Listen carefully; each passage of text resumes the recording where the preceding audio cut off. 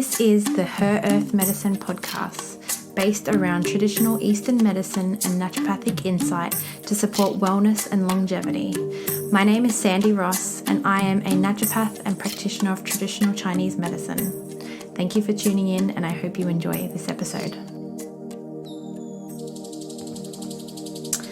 So, I want to talk a little bit about winter and letting ourselves actually surrender to slowing down. If we think about animals, for example, what do they do throughout the winter months that are in the icy snow parts of the world? So they hibernate, they go into their caves, and obviously they sleep until it gets warmer when they come out, and then they're more active. And if we look at what happens to water when we're going into the kind of freezing cold winter, it freezes and it becomes still. So in Chinese medicine, winter is a big reflection of slowing down and going inwards. And I like to educate my patients or anyone I'm discussing this sort of season around with the word retreat, because when we think of retreat, we kind of think of slow down, take rest, sleep a bit more, and eat really good food. And so winter's about retreating for the body. We want to just allow ourselves to give ourselves permission to stop and to slow down. So, if you've got young kids, for example, they might be actually sleeping in a little bit later than what they normally would. So you get a little bit more of a sleep in. So instead of trying to set your alarm and sort of do the 5 a.m. club thing and get up and exercise or do your meditation, just allow yourself to sleep some more. Sleep is so powerful. Sleep is one of the most healing things we can do for our body. When we sleep, we have these immune cells in our brain called microglia that actually, they respond to wear and tear. And so they kind of come in and detox the brain and take all the bad stuff out and kind of, reactivate and reset the whole system in the brain while we're sleeping. And so if you're not getting enough sleep, you might not be having enough microglia activation. And that's why when we've got young babies, we feel so shattered because our brain is actually kind of inflamed and not having the job done of the microglia to come in and sort of reset the system. So sleep is actually one of the most healing things you can do for your body, and it's free. So if you're not getting good sleep, you really need to be working on things to enhance your sleep. So you can go and look at sleep hygiene. There's some great tips there on how you can, connect with ways to get yourself sleeping better. We all know about blue lights, or if you don't know about blue lights, get rid of your screens an hour or two before bed, or use the blue light blockers. Change the lights in your room, read a hardcover book instead of being on your phone. And there's little things, obviously, with caffeine, keeping it to a minimal before midday, or having all your caffeine before midday and not having much afterwards is really important. But just allowing yourself to have good restorative sleep is so important. And so allow yourself to sleep in that little bit longer if your children are sleeping in, or if you don't have children, just allow yourself to sleep in and give yourself permission to rest a bit more. This is one huge part of Chinese medicine. So if we think of in nature, those animals going into hibernation or the ice sort of freezing over, we want to apply that inwards. We're, 70% or so water. And so there's a big reflection of the seasons internally with us in Chinese medicine. In Chinese medicine, we talk a lot about, so winter is this season, but the element is actually water. And so the kidneys and the bladder are the organs that are associated with the water element. And so in Chinese medicine, the kidneys are very similar to our adrenal glands in the Western medicine concept. And so adrenal exhaustion or, not feeling very wired, or if you've seen a naturopath, they talk about your adrenals, we know that that's got a lot to do with our stress response.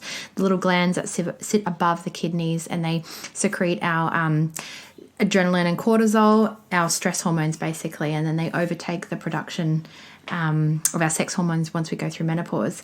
But they're really important, and so we have to nourish the kidneys to nourish our adrenals or our nervous system from a Chinese medicine perspective. So if you're burning the candle at both ends and really pushing yourself, it's affecting your adrenal glands, which is in Chinese medicine affecting your kidneys. Now, the kidneys have like the reservoir of energy restores from a TCM perspective. And so what that means is we have a certain amount of energy given from our parents before we're born. That's called our prenatal jing, or prenatal energy. And then we have the energy we acquire through eating and lifestyle and foods that we eat, and drinking and, medicines we take or drugs we use, all that sort of stuff affects that, what we call the postnatal energy.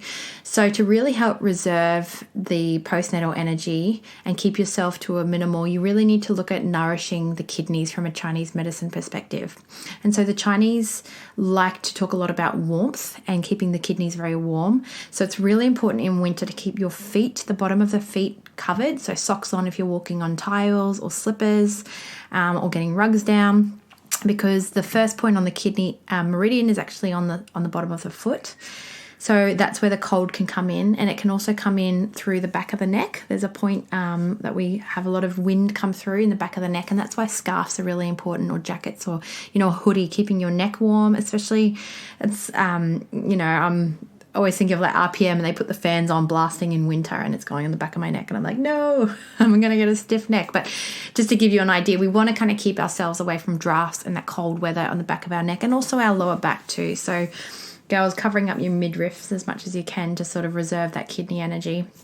And so keeping warm, dressing appropriately through winter is very important aspect of really helping to reserve that energy, which will affect the rest of the seasons of the year. So, you're feeling really fatigued in summer, it might be because you kept going and burning yourself out through winter. So if we think of, like back to nature, slowing down, it's only the Western world that has us going all the time, 365 days a week, go, go, go, go, go. We don't slow down for winter. We don't talk about, it's winter, let's work less and let's do less and let's take time out, because that's not how the Western world works. And so you really have to try and implement these things in your home life and your lifestyle so that you can help nourish yourself through the seasons.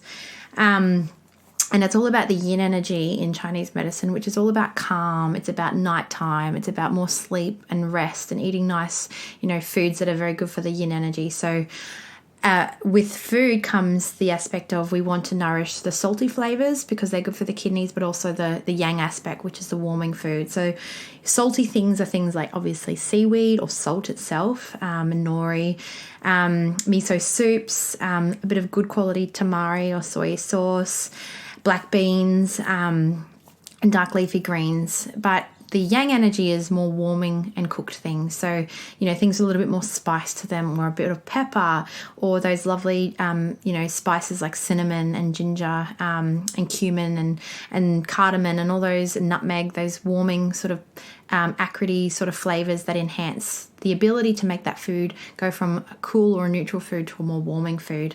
Lamb is a great meat to consume because it's more warming for the body. And then obviously not having cold and raw things is really important too. So we don't want to be having acai bowls and juices and smoothies in winter, because that will cause too much coldness and constriction in the body, and it might affect your digestion. You might end up getting bloated or having constipation or diarrhea or fatigue that can come with that, or menstrual problems, or a host of other things that can come from not supporting the digestive fire from that Chinese medicine perspective. And so this podcast, I just wanted to talk a little bit about allowing yourself to slow down, giving yourself permission to let go and not feel lazy and like you're lacking motivation, because this is the whole part of the concept of the seasons, is just sort of following through. And then as it starts to warm up, this is where you can pick up your exercise and your energy. And if you are really into exercise, and I'm still exercising, but I'll go later on in the day when it's a bit warmer. I'm trying to do more yoga or tai chi and saunas and that sort of stuff. So it's not saying you can't exercise and you can't eat the way you want to. It's about just maybe giving yourself an hour to sleep in more, and maybe do a little bit of a later exercise routine, or slow down with your exercise routine. You don't have to be trying to pump yourself and push yourself. And this goes a lot with my fertility patients. I see them trying to do so much all the time to fit everything in, and sometimes you just need to let go and surrender to the process, that sometimes less is more. So I hope this kind of gives you a little bit of an insight as to the winter season in Chinese medicine, and gives you that permission you need to just rest a little bit more, and maybe share this with someone that needs to hear it too, that's pushing themselves just that little bit too much. Because if you don't slow down and surrender through winter, then you do struggle with your energy in those other seasons. So yeah, if you were looking for a little bit of permission to slow down and enjoy those sleep-ins that you've been craving and feeling like you want, then this is it. Have a great day.